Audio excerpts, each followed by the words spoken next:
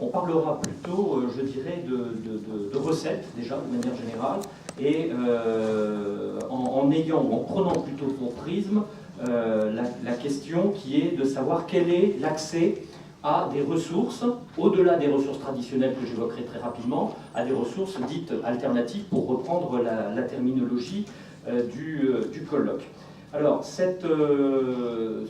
ce point de vue, ce qu'on peut dire, c'est que les ressources traditionnelles, vous les connaissez aussi bien que moi. Il y en a, je dirais, 5 pour simplifier. La première, la fiscalité locale, qu'elle soit directe ou indirecte, avec toutes les discussions qui peuvent avoir lieu en ce moment sur, précisément du reste, la diminution de l'autonomie fiscale des collectivités territoriales, qui est mise en œuvre depuis bien des années, ce qu'a évoqué Michel Bouvier tout à l'heure. Donc la fiscalité directe, fiscalité indirecte. Deuxième point, les dotations. Je ne vous ferai pas de dessin sur la diminution des dotations des collectivités territoriales depuis 2014, globalement 11,5 milliards, en cumulé de l'ordre de 27 milliards, si on cumule chaque année ce que cela a représenté comme diminution, et ça continue, puisque par hypothèse ça se cumule. Donc forcément une diminution des dotations, mais néanmoins ce sont des recettes évidemment très très importantes. Les tarifs, ceci a été évoqué tout à l'heure dans le cadre de la table ronde précédente. Les subventions et les fonds de concours, alors là il s'agit à la fois de subventions qui permettent de financer des projets en fonctionnement, mais aussi en investissement, comme c'est le cas pour les fonds de concours. Et enfin les dons. Les dons, alors là, pour parler de vieux légumes, le don, c'est quand même un vieux légume par rapport à ce qui a été dit tout à l'heure.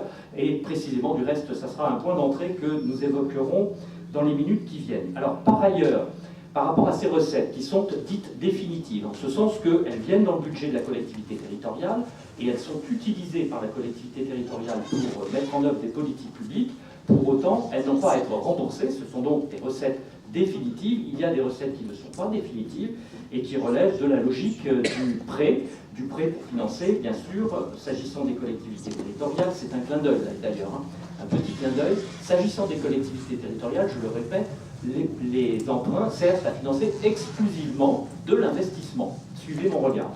Donc, les prêts, autre source de financement, dont nous allons d'ailleurs parler d'une certaine façon dans le cadre de cette table ronde. Alors, ce qu'il faut savoir, c'est que depuis quelques années apparaissent des formes, je dirais, ou nouvelles ou renouvelées. Le renouvelé, c'est par rapport aux vieux légumes, entre guillemets, évoqués précédemment.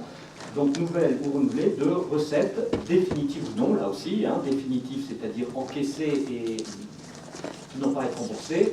Et quand elles ne sont pas définitives, elles doivent être, bien sûr, remboursées. Alors, ces recettes, elles font appel à de nouveaux outils que nous allons exposer. Ces outils ouvrant de nouvelles marges de manœuvre, en tous les cas, c'est comme ça qu'on peut les considérer, de nouvelles marges de manœuvre, directes ou indirectes. Alors, retenez ce que j'ai dit en propos liminaire tout à l'heure, très rapidement, lors de l'ouverture du colloque. Intervention directe, c'est-à-dire que ces recettes peuvent abonder effectivement directement le budget des collectivités territoriales et, à ce titre-là, venir directement financer les politiques publiques mises en œuvre par celles-ci. En revanche, il peut y avoir aussi une intervention indirecte, sous des formes que vous verrez et qui seront exposées tout à l'heure, sans que les fonds collectés au titre de ces nouveaux outils passent précisément par le budget de la collectivité territoriale. Et ces financements, donc ces marges de manœuvre financières, directes ou indirectes, ont pour vocation donc de financer de manière générale les territoires.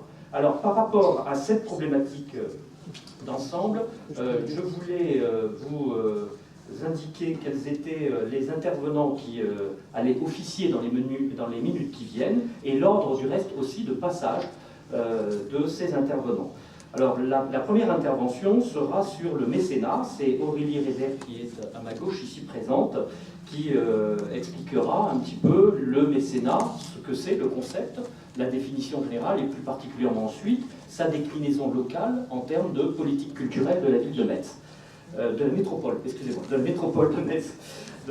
de Metz au 1er janvier 2018, ai-je retenu.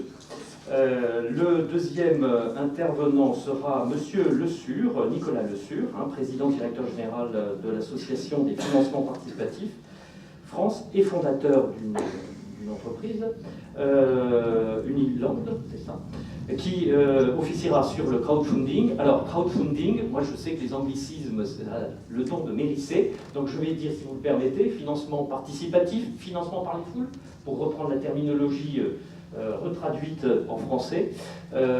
Et ça sera donc la deuxième intervention. Et la troisième intervention, le choix a été fait d'examiner l'exemple d'une politique publique qui sera la transition énergétique au travers donc de l'intervention de M. Emmanuel Julien, qui est président du directoire de la Cergy, ou de Cergy plutôt, que vous présenterez en tout état de cause, et qui n'est pas à proprement parler une collectivité territoriale, ni même d'ailleurs une structure intercommunale, mais qui est une filiale, et il l'expliquera, une filiale qui, au sommet de l'arborescence des structures juridiques, est pilotée, entre guillemets, par une structure intercommunale, un syndicat intercommunal en l'occurrence, chargé de la transition énergétique.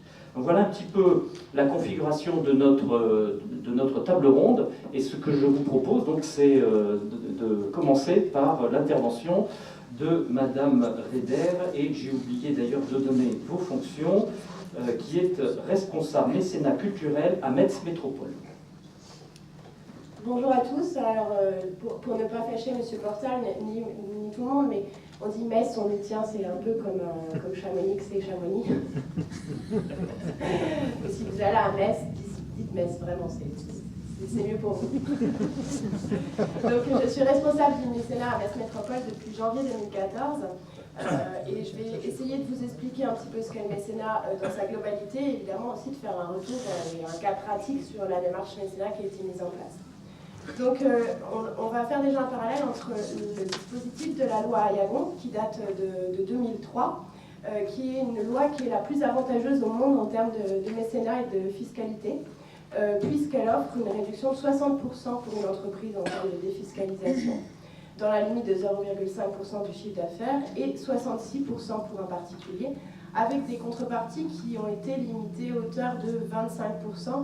Alors ça, on va dire que c'est plus la jurisprudence, en fait, de la loi qui a acté ce quart de contrepartie que l'on peut offrir à un mécène, qu'il soit particulier ou entreprise, puisque la loi Ayagon dit plutôt qu'il s'agit de disproportion marquée. Donc ça veut tout dire et rien dire à la fois. Or après, il y a plutôt Bercy qui interprète, donc vous voyez que c'est plutôt Bercy qui interprète le 1 pour 4, donc on est sur une hauteur de 25%. Donc là, il s'agit vraiment de dons, de philanthropie, de générosité. Et donc, je vous ai fait un petit parallèle en fait avec le partenariat et le sponsoring, qui est complètement différent, qui est là une entreprise qui fait vraiment un achat de publicité, qui inscrit ça dans ses dépenses publicitaires. Et donc là, il faut vraiment voir la différence pour une entreprise qui, elle, n'aura pas de défiscalisation et qui, là, demandera autant de bénéfices, autant de visibilité que ce qu'elle a pu donner au projet qu'elle soutient.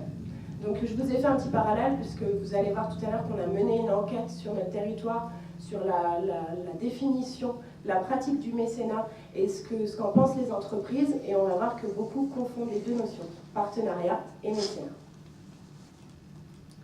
Alors, je vous ai mis quelques chiffres nationaux sur la pratique du mécénat sur notre territoire, sachant que ces chiffres sont toujours à revoir un petit peu et à mettre en perspective avec le fait que ce sont des chiffres qui nous sont donnés donc là par l'amicale, donc c'est des chiffres de mécénat d'entreprise et non de particulier. Et je pense que la philanthropie, et je pense que M. Le Sur sera d'accord avec moi, dépasse largement ces chiffres donnés par l'amicale. Puisqu'en fait, là, il s'agit des chiffres que Bercy communique en fait à l'amicale pour savoir le nombre d'entreprises qui déclarent faire du mécénat. Or, on sait aussi que 45% des entreprises qui font du mécénat, qui pratiquent du don et de la philanthropie, n'utilisent pas leur reçu fiscal. Donc forcément, il y a déjà une part de ces entreprises qui n'est pas indiquée dans ces 3,5 milliards d'euros. Et en même temps, là, vous n'avez justement que les entreprises et pas le don en particulier. Donc ce qui vous laisse un petit peu le champ des possibles. Donc on est vraiment là sur des chiffres qui dépassent largement ces 3,5 milliards d'euros. Alors c'est quand même compliqué d'avoir à l'heure actuelle des chiffres. Là, je vous ai mis les chiffres du mécénat d'entreprise. Pourquoi? Parce que la démarche mécénat Metz Métropole a démarré vers le mécénat, vraiment vers nos entreprises locales. C'était du mécénat de proximité. C'était un choix politique et stratégique. Donc là, je vous ai mis un petit peu les grands chiffres. Vous pouvez voir que la culture et le patrimoine ont encore le vent en poupe. nationalement, on se rend compte que beaucoup de collectivités qui lancent une démarche mécénat commencent par la culture et le patrimoine. Logiquement, parce que lorsque vous cherchez des contreparties à donner à des mécènes, c'est beaucoup plus simple d'imaginer de la privatisation d'espace, la mise à disposition de places à un spectacle. Donc voilà, en général, c'est souvent la culture et le patrimoine, mais on peut aussi étendre les domaines, et vous voyez que ce sont quand même des domaines qui ont le vent en poupe auprès des donateurs. Alors le mécénat et les collectivités, là c'est un peu le recours, c'est une enquête qui date d'Excel de 2014 pour voir un petit peu comment les Français accueillent ce mécénat mené par une collectivité. Lorsqu'on a commencé à mettre en place cette démarche en local, on m'a beaucoup dit mais tu vas te prendre une porte, les gens payent déjà des impôts, pourquoi ils redonneraient à la collectivité sous une autre forme? Et on se rend compte que finalement, via cette étude, beaucoup de Français sont assez favorables à ce type de mécénat parce que ça leur permet de flécher leur impôt sur du local. On est dans le circuit court du don. Hein. Je pense que c'est important et finalement ça marche plutôt bien. Les entreprises qui m'accueillent ainsi que les particuliers sont plutôt favorables à cette démarche-là. Alors je vous ai remis un petit peu en perspective le territoire de Metz Métropole parce que je ne sais pas si vu de Paris ou même d'ailleurs vous voyez où était Metz. En tout cas voilà, on est dans un pôle métropolitain qui fait donc Épinal, Nancy, Metz, Thionville. On est d'ailleurs, pour reprendre les éléments de tout à l'heure, un territoire, le pôle métropolitain a été labellisé Lorraine Tech. Donc on est dans une dynamique assez forte, on lance une marque de territoire, Inspire Metz. Donc voilà, on est aussi dans un moment où le territoire est en train un petit peu de se métamorphoser. Je ne sais pas si vous avez vu dernièrement les grandes campagnes de communication, c'est le marché de Noël en Moselle ou les marchés de Noël à Metz dans les métros parisiens. Tout ça il fait partie d'une grande dynamique, on va dire, locale. On est fiers d'être Messin, on arrête de dire qu'on est dans une ville de garnison qui est grise avec un temps maussade. Et non, on a des tas d'atouts, de valeurs. C'est vraiment ce qui a été porté par notre marque de territoire, c'était ça. Au départ, l'audit, c'était de se dire, on n'est pas fiers de nous, quoi. On habite Metz et on baisse la tête. Et là, finalement, avec toute cette dynamique, il y a une espèce de fierté territoriale qui se met en place. Et donc, voilà, le mécénat en fait partie. Comme la marketing territorial, c'est vraiment une dynamique de territoire également qui est menée. Donc Metz Métropole, un territoire avec une ville-centre assez forte, avec 120 000 habitants, mais 44 communes. Donc la métropole, en fait, a également beaucoup de communes très rurales.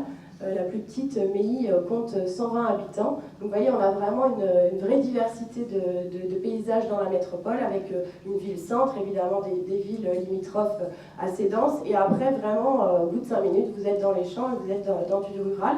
Donc aussi une complexité aussi d'élus, hein, puisque vous avez des élus urbains qui sont plus, qui n'ont pas forcément les mêmes contraintes qu'un élu d'une petite commune de 120 habitants. Donc, mais tout le monde est dans la métropole et dialogue, et là on passe en métropole au 1er janvier, et donc là on continue ce dialogue et ça se passe plutôt bien malgré ces différences, et l'idée étant que chacun concourt à un bassin de vie et à un bassin d'emploi. Alors les tissus économiques de Metz Métropole, donc là c'est pour un petit peu montrer, parce que quand on compare les démarches mécénat qui sont portées par des territoires, évidemment quand je parlais avec mon homologue à Cannes, on n'a pas tout à fait le même tissu économique, que ce soit sur du particulier ou l'entreprise. Donc en fait, chaque démarche mécénat est amenée sur son propre territoire. Donc là, c'est pour vous montrer un petit peu le tissu économique de notre territoire. Donc beaucoup de commerces. Metz la commerçante depuis 3000 ans déjà, puisque elle était sur la voie romaine. Hein. Donc c'était déjà une ville très commerçante. Évidemment, des industries, du service, et puis beaucoup de PME et TPE.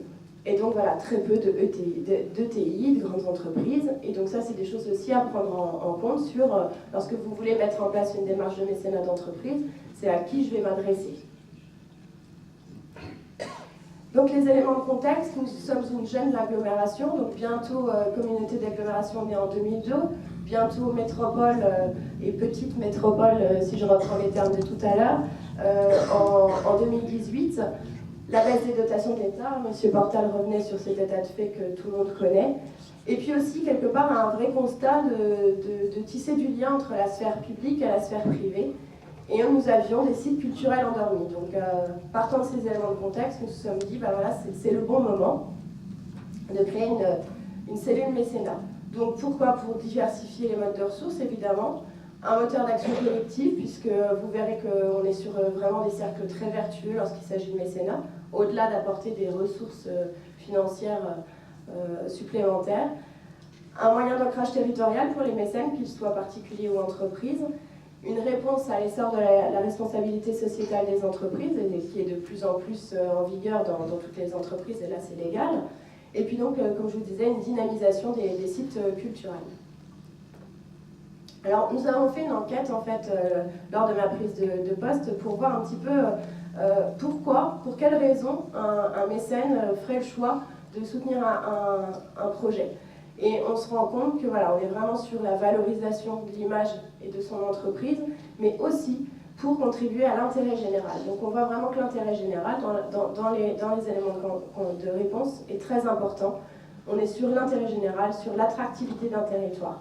Moi, lorsque j'interviewe des mécènes pour les valoriser ensuite, parce qu'on fait beaucoup d'événements pour les mettre en valeur, les premières choses qui reviennent, c'est vraiment je concours à l'attractivité d'un territoire. Si mon territoire est attractif, forcément, j'aurai moins de mal à recruter de personnel. Si mon territoire est attractif, mon entreprise s'en portera que mieux. Et donc, je participe à l'attractivité de mon territoire. C'est vraiment un des éléments et un des arguments les plus porteurs lorsque les gens répondent à l'enquête. Et donc, je vous disais tout à l'heure, via cette enquête, on s'est aperçu que 80% des gens qui répondent à l'enquête, c'est donc des chefs d'entreprise. On a respecté la répartition un petit peu INSEE de notre territoire en termes d'entreprise. Les 80% répondent en fait qu'ils méconnaissent la différence entre mécénat et sponsoring et confondent complètement les deux notions. Or, moi qui suis une fervente, qui défend vraiment le mécénat, on est vraiment sur des logiques tout de même différentes. Même si, il ne faut pas dénigrer non plus, il y a des collectivités qui sont parties sur le champ du partenariat et du sponsoring en mettant à disposition des façades sur du patrimoine et en faisant justement de l'achat, et de la vente d'espaces publicitaires.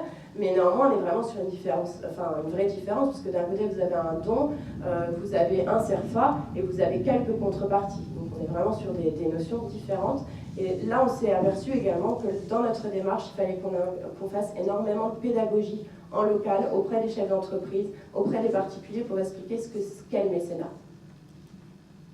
Donc voilà la stratégie. On a fait une stratégie plutôt simple, mais qui donc dans la diffusion de la culture du mécénat de proximité. Donc ça passe par énormément d'événements en réseau professionnel pour expliquer aux chefs d'entreprise, pour expliquer au plus grand nombre, à la presse, qu'est le mécénat, la défiscalisation, qu'on crée du lien, le moyen d'ancrage collectif. Donc on est vraiment sur de la redite permanente.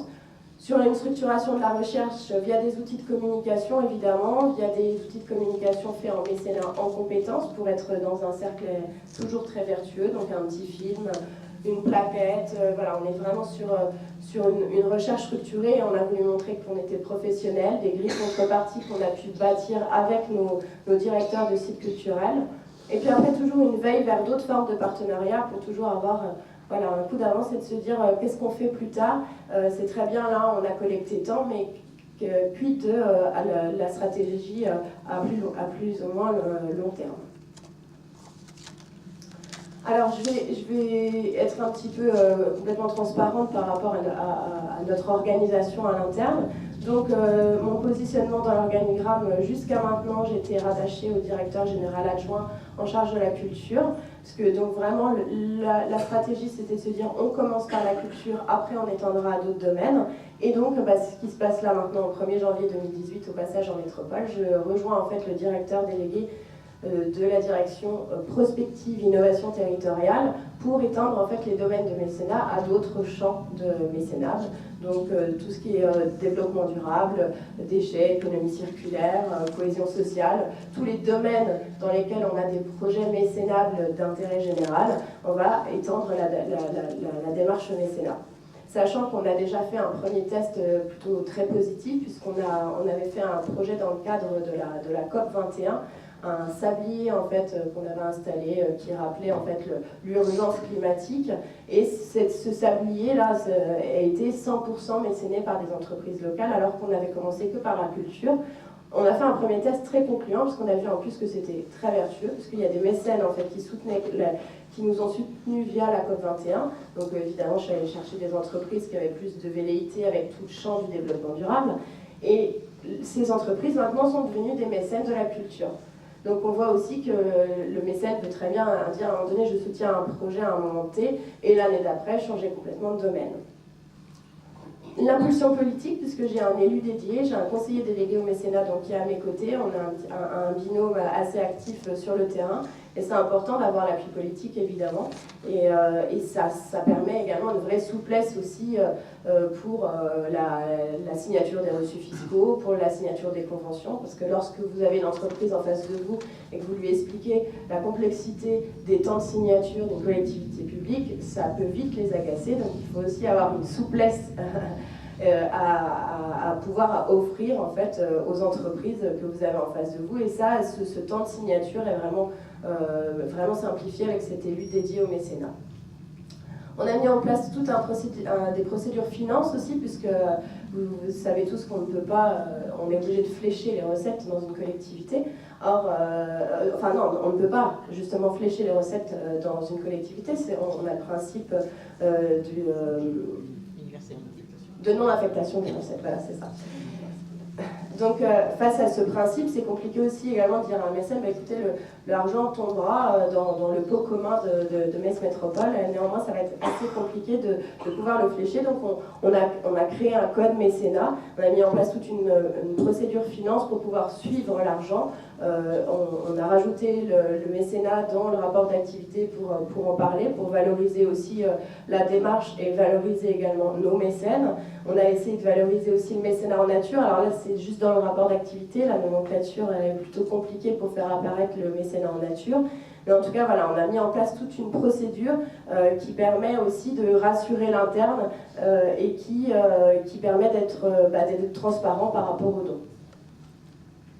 Alors les résultats, alors là c'est vraiment une mini goutte d'eau par rapport aux 7 millions d'euros de la TLS de Paris, parce qu'on est sur 300 000 euros de recettes sur l'année dernière. Cette année on est à peu près en même volume. Néanmoins on est sur donc 300 000 euros sur un coût culturel de 20 millions d'euros sur la compétence culture. Donc vous voyez, c'est pas énorme. Je pense que c'est des finances complémentaires effectivement.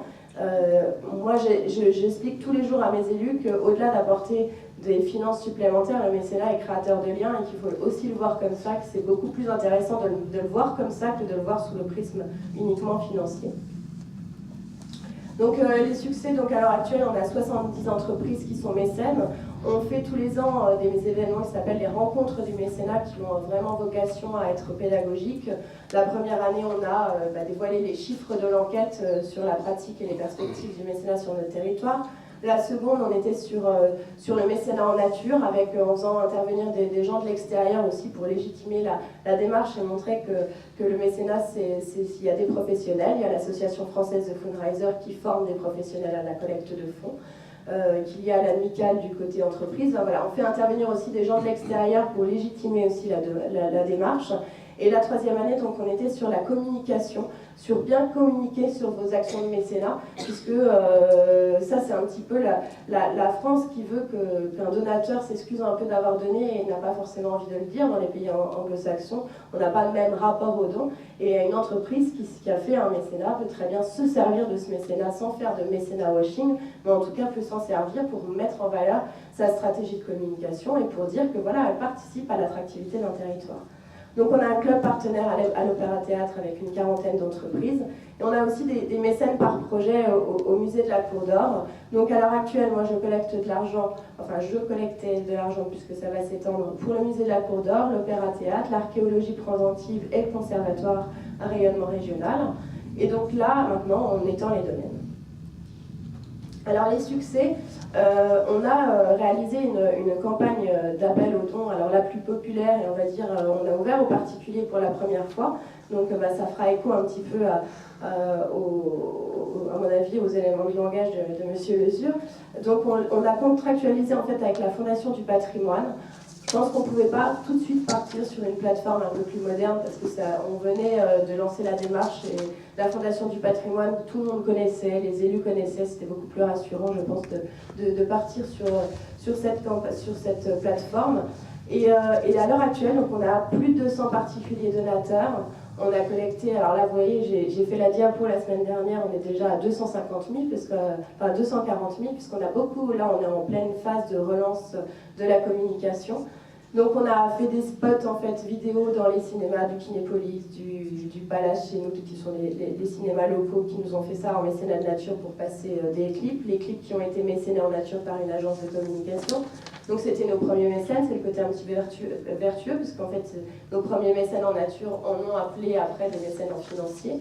On a 20 entreprises donatrices, on a choisi une marraine, une Mosellane de cœur qui est Carole Gessler, je ne sais pas si vous voyez, qui présente en fait le France 3 Lorraine et qui présente Des Racines et des Ailes, qui est née à côté de Metz et qui aime beaucoup ce musée. Donc ce week-end, là samedi, on fait rencontrer tous nos donateurs, que ce soit les entreprises et les donateurs particuliers, on les fait rencontrer Carole Gessler et on les fait visiter surtout l'avancée du chantier. Et on se rend compte que ça marche vraiment bien, puisque alors, les donateurs particuliers, on a mis en place un système de newsletter, là on a la 4e newsletter, mais on les avait encore jamais rencontrés. On les a invités, à l'époque, ils étaient déjà, allez, on va dire 180, je me suis dit, bon allez, il y en a une centaine qui vont venir. À l'heure actuelle, on a déjà 150 inscrits, c'est samedi. Ils ont vraiment envie de rencontrer les équipes du musée, de voir l'objet de patrimoine qu'ils ont soutenu.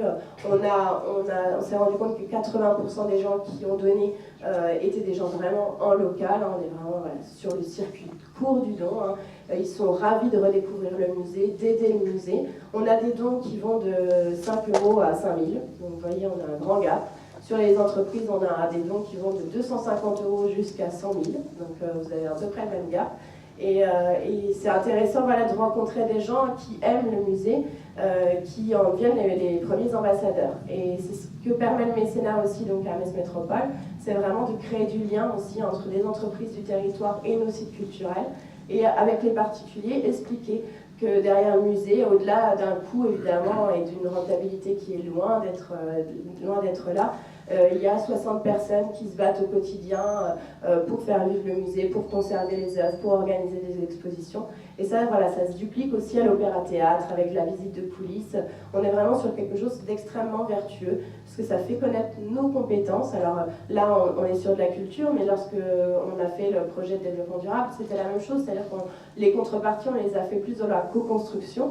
On a fait participer nos mécènes à des copiles pour vraiment les intéresser à nos compétences. Et on s'est rendu compte que c'était vraiment très intéressant de créer des liens entre deux domaines, enfin deux sphères qui s'ignorent complètement et que souvent qui se connaissent très mal et qui ont beaucoup de préjugés sur les uns ou sur les autres. Alors les perspectives, donc je vous disais tout à l'heure, le repositionnement dans l'organigramme, l'extension des domaines de compétences. Et donc juste pour finir, parce que je vois que je commence à dépasser le timing, on travaille du coup sur le marketing territorial et la notion de mécénat, parce que pour moi c'est lié. Un ambassadeur de la marque de territoire est un mécène peut être un ambassadeur de la marque. Et donc on est également en train de travailler à la création d'un fonds de dotation territoriale. Alors là, on donne la main au privé, en fait, et avec une gouvernance à parité public-privé, mais les fonds sont essentiellement privés, pour financer des projets d'intérêt généraux de la collectivité, enfin pas de la collectivité, mais d'associations du territoire. Et donc, quelque part, à un moment donné, quand il y a les finances aussi qui baissent, les dotations d'État baissent, il y a aussi les subventions à des associations qui peuvent baisser, et le fonds de dotation territoriale est là aussi pour y répondre. Voilà. Merci. Merci beaucoup pour cette excellente présentation. Alors je retiens quelques éléments. Le premier élément, c'est que le mécénat, mais ça on s'en doutait un petit peu, est une recette plus complémentaire que se substituant bien sûr à d'autres modes de financement, ceux que nous avons évoqués en début de congrès ou de séminaire. pour autant, on voit bien que dans les exemples que vous avez donnés, il y a la dichotomie entre le mécénat qui aboutit à une intervention directe du budget de la collectivité territoriale, là c'est du métropole, peu importe, et l'intervention indirecte au travers de ce que vous avez dit, s'agissant de structures proches des fondations, voilà, proches des fondations, et qui en fait externalisent en fait le financement par rapport au budget propre de la collectivité territoriale. Hein. Donc on voit bien cette dichotomie, on l'examinera de toute façon dans les autres exemples tout à l'heure. Le deuxième point qui me semble important, à vous entendre, hein, le mot de circuit court est important. Hein, le lien, d'une part, le lien social, c'est ce que je veux dire, et le terme de circuit court, donc autrement dit, un endodéveloppement, si je puis dire, hein, à l'intérieur, autrement dit, du territoire, un financement par les particuliers ou par les entreprises locales, s'entend, ou les particuliers essentiellement locaux plutôt, j'imagine, qui concourent à ces financements, qui vont renforcer l'attractivité du territoire, hein, et c'est peut-être aussi derrière l'objectif que cette attractivité du territoire fasse que le public de l'extérieur vienne plus facilement, je ne parle pas là, donc autrement dit du public local à ce moment-là, le public de l'extérieur, que ce soit d'ailleurs des entreprises pour leur implantation ou des particuliers viennent. Et le dernier point que je voudrais évoquer, et là c'est une question que je voudrais vous poser, Madame Reder, si vous voulez bien, vous parlez de l'extension des domaines de compétences, alors peut-être de la métropole, ça c'est une chose, mais au-delà de ça, sur le mécénat, donc là la métropole est concentrée sur les aspects culturels. Qu'est-ce que vous avez en tête comme piste de travail? J'ai entendu développement durable là. Vous avez d'autres pistes de travail sur le mécénat que vous pourriez développer? Sur quelle politique publique, autrement dit? Alors oui, j'ai quelques pistes. Après, je vais vraiment prendre mon bâton de pèlerin et aller voir tous les directeurs de pôle pour savoir voilà, où est-ce qu'ils ont des projets mécénat, parce qu'au-delà de ça, il y a des besoins de financement dans les collectivités, mais quand vous allez voir une entreprise ou un mécène particulier, il faut que votre projet soit marketé, c'est-à-dire que vous puissiez quand même offrir quelques contreparties qui soient lisibles par le mécène et qu'on comprenne bien où vous voulez en venir. Et tous les projets et toutes les compétences des collectivités ne sont pas forcément. Donc là, on va être, par exemple, sur du soutien. Je pense que je vais essayer de développer du soutien à tout ce qui est économie circulaire. Alors après, on va sans doute regarder, puisqu'il y a des fois, on n'est pas maître, on n'est pas porteur de projet en direct. Et donc là, on va peut-être essayer aussi de travailler sur éventuellement des conventions tripartites, ou alors, dans ce cas, ce sera peut-être le fonds de dotation territoriale qui prendra la main. Donc peut-être que l'extension sur d'autres domaines restera peut-être à la marge. Néanmoins, ce serait bien de le développer, parce que je pense que c'est un côté vertueux, parce que voilà, une entreprise peut décider une annuité de soutenir un projet de développement durable, l'année d'après de revenir à la culture, et puis après de changer encore de domaine un petit peu pour tester, pour voir aussi là où sa stratégie en fait de communication est la plus optimale. Voilà, là je ne sais pas, je ne peux pas encore vous répondre réellement sur comment ça va se développer. Je pense qu'on a des pistes avec la cohésion sociale, mais là on n'est pas porteur de projet. Alors est-ce qu'on va essayer, est-ce que le rôle de la mission mécénat, ça sera de devenir peut-être aussi un centre de ressources et d'aider peut-être les associations à aller chercher des fonds vers des gens qu'on aura fléchés, les aider à monter des projets? Est-ce qu'on les enverra vers le financement du fonds de dotation, sachant qu'il aura aussi vocation à soutenir beaucoup d'associations, donc il ne faudra pas qu'on ait trop de projets non plus portés par les collectivités. Il y a différentes pistes. Merci pour cette réponse. Je vais vous proposer de passer directement à la deuxième intervention, parce que je vois l'heure qui passe, il est 18h04 et nous devons quitter la salle à 18h30, donc c'est bien ce qui me semble. Donc on va essayer d'accélérer un petit peu. Je vais donc proposer à Monsieur Le Sur d'intervenir donc sur le financement participatif. Alors toujours avec cette idée de ce qu'il n'y a pas forcément que des interventions directes des collectivités, au contraire même d'ailleurs, la majorité des interventions sont externes à proprement parler aux collectivités territoriales, même si celles-ci favorisent les choses. Ce que je vous demanderai peut-être, c'est de passer rapidement sur la partie mécénat, dans la mesure où elle a été largement abordée, et plutôt vous focaliser sur les autres outils du type prêt ou prise de participation dans des structures. Très bien, merci beaucoup et bonjour à tous. Donc, moi, je suis Nicolas Le Sur, je suis le président de Financement Participatif France. Je suis également le fondateur d'une plateforme de prêts rémunérés à destination des entreprises qui s'appelle Unilen, donc je suis moi-même opérateur. Et Financement Participatif France, pour ceux qui ne connaîtraient pas, et je pense qu'il y en a beaucoup dans la salle, je ne fais pas trop d'illusions, on est l'association représentative du secteur du financement participatif. On s'est créé en 2012 et c'est nous qui avons mené les actions qui ont permis l'émergence d'une régulation appropriée à notre secteur, même si les travaux sont toujours en cours. On fédère à peu près 150 membres. La moitié sont des plateformes, l'autre moitié sont des acteurs qui ne sont pas des plateformes mais qui désirent soutenir l'essor du financement participatif en France. Alors peut-être pour commencer, je ne sais pas comment on fait pour les... Si vous voulez nous donner une zapette ou un truc, mais peut-être rappeler quand même ce que c'est que le financement participatif, qui est d'abord un outil. Et ça, j'insiste lourdement là-dessus, c'est-à-dire que ça n'est pas une ressource en tant que telle, c'est pas une banque, c'est pas un truc qui tombe du ciel. Les plateformes sont d'abord des outils et dont on va voir comment justement une collectivité peut s'emparer ou pas en fonction de ses besoins. Donc c'est des outils de collecte de fonds qui sont opérés via une plateforme internet. Donc, on arrive à toucher justement l'ensemble des Français très simplement grâce à ça. Et ça permet d'ailleurs, justement, on pourra en reparler, mais à la fois de toucher chaque territoire, mais aussi de s'affranchir des logiques d'emploi ressources locales. C'est-à-dire que vous avez des territoires dans lesquels il y a peut-être plus de projets que de ressources, et inversement. Et donc, le fait de passer par Internet permet de flécher davantage au-delà du territoire, d'aller chercher de l'épargne ou des disponibilités au-delà du territoire, toujours dans l'objectif de les flécher vers les projets du territoire. Donc ça se passe par Internet, et l'idée c'est que c'est un ensemble de contributeurs qui se fédèrent pour choisir collectivement, par une action individuelle, mais qui est une somme qui devient collective, de financer des projets de manière traçable. Et ça c'est très important parce qu'effectivement, par rapport à ce que vous évoquiez, madame, sur le fait que, vous ne savez pas, parce que moi je suis suis pas du tout familier des collectivités territoriales, je ne suis pas moi-même fonctionnaire territorial, mais je ne sais pas que vous ne pouviez pas flécher vos ressources. Là c'est exactement l'inverse. C'est-à-dire que le principe même, c'est que chaque centime d'euros que vous allez mettre sur une plateforme de financement participatif, vous allez savoir exactement, c'est vous qui allez choisir où ça va aller. Et donc ça a un impact très fort parce que ça permet de mobiliser des contributeurs. Alors ces contributeurs, ils peuvent être mobilisés sous plusieurs typologies. On dit on a 3 grands métiers. C'est soit sous forme de dons, c'est un petit peu ce que vous aviez évoqué tout à l'heure, donc c'est très simplement vous donner de l'argent à un projet déterminé, mais vous n'attendez pas une contrepartie particulière. Il y a une variante qui est plus répandue d'ailleurs, qu'on appelle le don avec contrepartie, c'est quand, par exemple, vous allez sur une plateforme comme Ulule ou comme KissKissBankBank, souscrire, je sais pas, soutenir un auteur qui veut éditer une bande dessinée, donc en fonction du montant que vous allez lui donner, il va vous donner, vous aurez son album quand il sortira. Si vous donnez un peu plus, vous aurez votre nom à la fin en remerciement. Et puis si vous donnez beaucoup, il y aura peut-être un personnage qui représentera vos traits. Enfin voilà, il n'y a pas de limite à l'imagination dans les contreparties.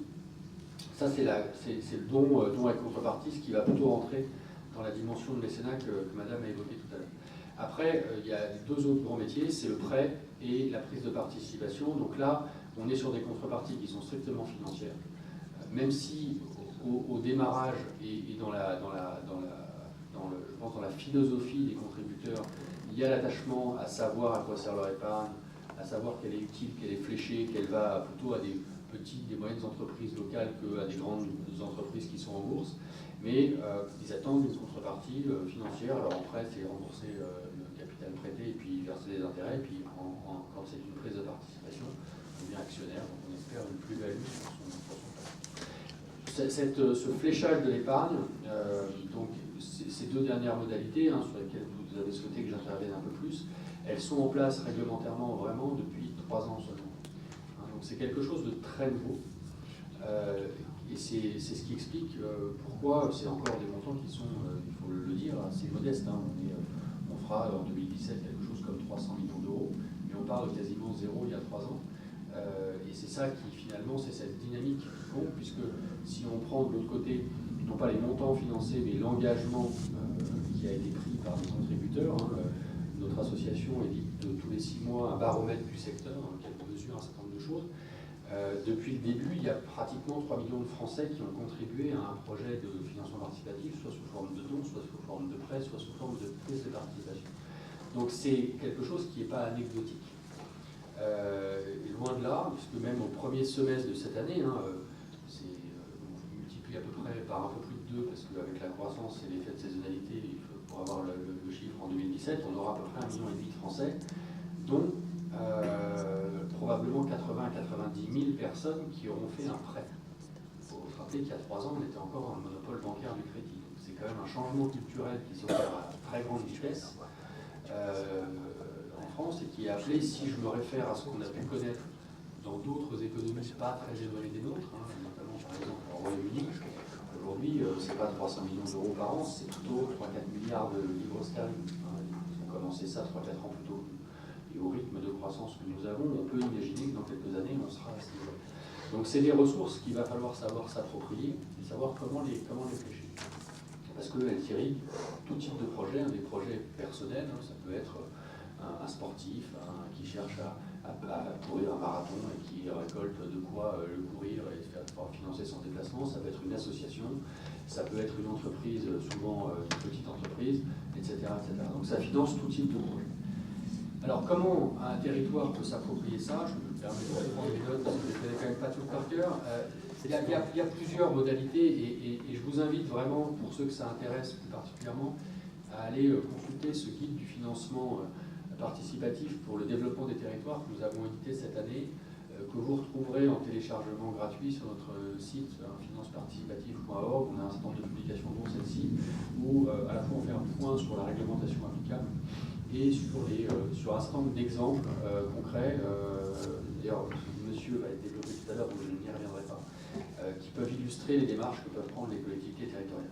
Très rapidement, pour ne pas rentrer trop dans des détails, mais il y a plusieurs modalités. Vous pouvez avoir une collectivité, là en l'occurrence j'ai pris l'exemple de la Corrèze, qui cherche finalement à fédérer un certain nombre d'initiatives locales pour les pousser auprès de ses concitoyens. Donc là, on est rentré, nous, en tant qu'association, dans une convention de partenariat pour les aider à structurer ça. Très concrètement, c'est un site internet qui fédère toutes les collectes en cours des entreprises, des associations et des individus du département de la Corrèze qui sont fédérés sur un portail qui peut être mis à disposition notamment des citoyens de la Corrèze, mais aussi évidemment de toute la France, puisque libre à chacun de donner ou de prêter ou d'investir en Corrèze. Donc ça, c'est une action assez concrète d'une collectivité territoriale de mettre à disposition un outil de mise en avant des collectes locales. Après, il y a d'autres modalités qui sont parfois des modalités, je dirais, d'intervention douce, qui ne mobilisent pas le budget de la collectivité. Là, je vous ai pris un exemple pour soutenir le développement de l'implantation d'une boucherie dans un village qui n'avait pas de boucher. Ce boucher qui voulait s'installer a fait part à la commune, au maire et au conseil régional de sa difficulté à avoir des financements, notamment bancaires. Et l'un des interlocuteurs lui a suggéré de monter une campagne de financement participatif qui a été faite auprès des villageois, qui était d'ailleurs assez exotique parce que les contreparties étaient souvent en nature, donc des saucisses, des machins comme ça. Mais ça lui a permis quoi? Ça lui a permis de valider qu'il y avait une envie locale, qu'il s'implante et qu'il aurait des clients. Donc ça, non seulement ça lui permet de réunir un loyer un peu plus de 13 000 €, ce qui n'est pas le bout du monde, mais symboliquement, il est pu aller voir son banquier en lui disant, voyez, j'ai des clients, j'ai déjà de l'argent, et donc le banquier, lui, il a fait le prêt. Donc c'est des coups de pouce qui permettent de valider un projet. Donc ça, c'est une campagne, entre guillemets, de dons avec contrepartie, parce que les futurs clients n'attendaient pas. Mais la boucherie, elle a eu des très beaux résultats en plus, parce que par rapport à ses espérances, elle a fait en 4 mois ce qu'elle pensait faire en 1 an, donc c'est très bien. Mais ça a permis surtout de fédérer localement les clients, et qui du coup, ayant donné, se sentaient un peu obligés d'aller acheter après. C'est pas comme si c'était une enquête en disant est-ce que s'il y a une boucherie, vous viendrez? Oui, mais finalement, ils vont à Leclerc du coin. Là, ils ont donné, ils ont fait en sorte que ça vive, donc ils y vont plus facilement. D'autres exemples, très rapidement, pour susciter l'adhésion des citoyens dans des projets qui comptent. Alors là, je ne vais pas m'étendre, c'est le domaine de monsieur, donc je n'en dirai pas plus, mais je pense que c'est vraiment quelque chose qu'il faut avoir à l'esprit. Sachant que, dernière, et là-dessus, je vous y reviendrai sûrement mieux que moi, mais l'association et ses acteurs, on a beaucoup travaillé avec le ministère de la Transition écologique pour susciter la création d'un label de finances participatives pour les projets de transition écologique. Donc les premiers ont été décernés tout à l'heure d'ailleurs au ministère. Et donc, monsieur reviendra sûrement, mais sachez qu'il y a un certain nombre d'initiatives qui sont faites auprès des pouvoirs publics